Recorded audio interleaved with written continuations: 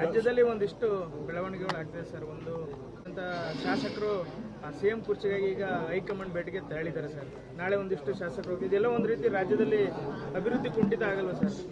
ಅಭಿವೃದ್ಧಿ ಇದ್ರೆ ತಾನೇ ಕುಂಠಿತ ಆಗುವಂಥದ್ದು. ಕಳೆದ 2.5 ವರ್ಷದಲ್ಲಿ ಕಾಂಗ್ರೆಸ್ ಸರ್ಕಾರ ಬಂದಾಗಿನಿಂದ ಕರ್ನಾಟಕ ರಾಜ್ಯದಲ್ಲಿ ಅಭಿವೃದ್ಧಿಗೋಸ್ಕರ ಯಾವುದೇ ಅನುದಾನವನ್ನು ನೀಡ್ತಾ ಇಲ್ಲ. ಎಂಥ ಕೆಟ್ಟ ಪರಿಸ್ಥಿತಿಗೆ ಬಂದಿದೆ ಅಂತ ಹೇಳಿದ್ರೆ ಗುಂಡಿ ಮುಚ್ಚಕ್ಕೂ ಕೂಡ ಸರ್ಕಾರ ಯಾವುದೇ ಅನುದಾನವನ್ನು ನೀಡ್ತಾ ಇಲ್ಲ. ಇದರ ಪರಿಣಾಮನೇ ಆಡಳಿತ ಪಕ್ಷದ ಶಾಸಕರು ತಮ್ಮ ಸ್ಥಾನಕ್ಕೆ ರಾಜೀನಾಮೆ ಕೊಡಬೇಕು, ಈ ರೀತಿ ಚರ್ಚೆಗಳು ನಡೀತಾ ಇರುವಂಥದ್ದು ಬಹಿರಂಗವಾಗಿ. ಇವತ್ತು ಸಿದ್ದರಾಮಯ್ಯನವರು ಮುಖ್ಯಮಂತ್ರಿ ಸ್ಥಾನದಿಂದ ಇಳಿಸಬೇಕು ಅಂತ ಕೆಲವರು ಹೋರಾಟ ಮಾಡ್ತಾ ಇದ್ದಾರೆ.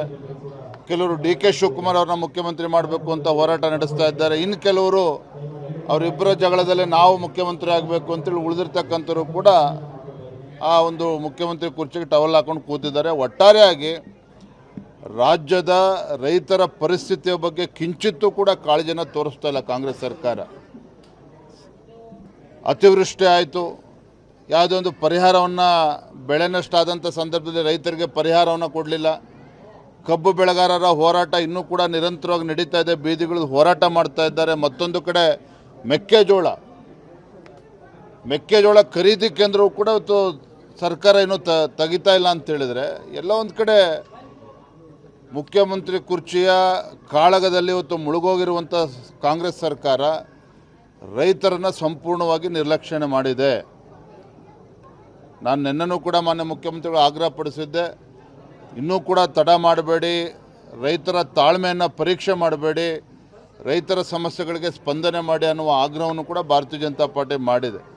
ಇನ್ನೂ ಕೂಡ ಕುಂಭಕರ್ಣ ನಿದ್ರೆಯಲ್ಲಿರುವಂಥ ಕಾಂಗ್ರೆಸ್ ಸರ್ಕಾರ ಈಗ ಮುಖ್ಯಮಂತ್ರಿ ಕುರ್ಚಿಗೋಸ್ಕರ ಈಗ ಬಡದಾಟ ಪ್ರಾರಂಭ ಆಗಿದೆ. ರಾಜ್ಯದಲ್ಲಿ ಒಂದಿಷ್ಟು ಬೆಳವಣಿಗೆಗಳು ಆಗ್ತಿದೆ ಸರ್. ಒಂದು ಅಂತ ಶಾಸಕರು ಸಿಎಂ ಕುರ್ಚಿಗಾಗಿ ಈಗ ಹೈಕಮಾಂಡ್ ಭೇಟಿಗೆ ತೆರಳಿದ್ದಾರೆ ಸರ್. ನಾಳೆ ಒಂದಿಷ್ಟು ಶಾಸಕರು ಇದೆಲ್ಲ ಒಂದು ರೀತಿ ರಾಜ್ಯದಲ್ಲಿ ಅಭಿವೃದ್ಧಿ ಕುಂಠಿತ ಆಗಲ್ವಾ ಸರ್? ಅಭಿವೃದ್ಧಿ ಇದ್ರೆ ತಾನೇ ಕುಂಠಿತ ಆಗುವಂಥದ್ದು. ಕಳೆದ 2.5 ವರ್ಷದಲ್ಲಿ ಕಾಂಗ್ರೆಸ್ ಸರ್ಕಾರ ಬಂದಾಗಿನಿಂದ ಕರ್ನಾಟಕ ರಾಜ್ಯದಲ್ಲಿ ಅಭಿವೃದ್ಧಿಗೋಸ್ಕರ ಯಾವುದೇ ಅನುದಾನವನ್ನು ನೀಡ್ತಾ ಇಲ್ಲ.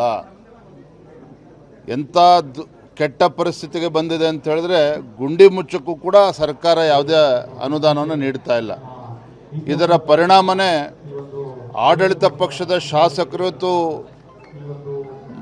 ತಮ್ಮ ಸ್ಥಾನಕ್ಕೆ ರಾಜೀನಾಮೆ ಕೊಡಬೇಕು, ಈ ರೀತಿ ಚರ್ಚೆಗಳು ನಡೀತಾ ಇರುವಂಥದ್ದು ಬಹಿರಂಗವಾಗಿ. ಇವತ್ತು ಸಿದ್ದರಾಮಯ್ಯನವರು ಮುಖ್ಯಮಂತ್ರಿ ಸ್ಥಾನದಿಂದ ಇಳಿಸಬೇಕು ಅಂತ ಕೆಲವರು ಹೋರಾಟ ಮಾಡ್ತಾ ಇದ್ದಾರೆ.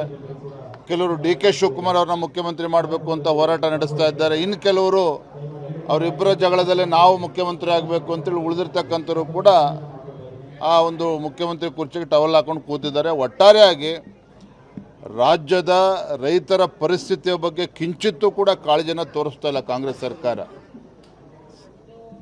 ಅತಿವೃಷ್ಟಿ ಆಯಿತು, ಯಾವುದೋ ಒಂದು ಪರಿಹಾರವನ್ನು ಬೆಳೆ ನಷ್ಟ ಆದಂಥ ಸಂದರ್ಭದಲ್ಲಿ ರೈತರಿಗೆ ಪರಿಹಾರವನ್ನು ಕೊಡಲಿಲ್ಲ.